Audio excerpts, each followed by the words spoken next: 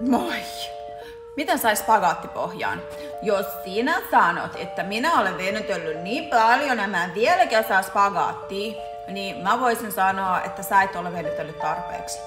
Ja kyllä, on sellaisia tapauksia, joiden lonkat ei anna periksi. On sellaisia tapauksia, jotka ei ikinä pääse alas ja niillä on vaan jotain siellä lonkissa, ne ei vaan anna periksi.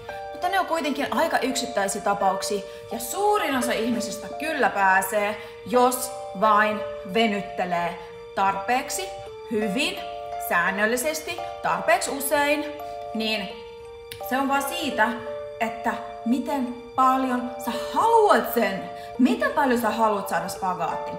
Jos sun spagaatti on tosi korkealla, niin varmaan tällainen ei ole ihan paras asento olla tosi pitkään. Sun pitää mennä johonkin sellaisen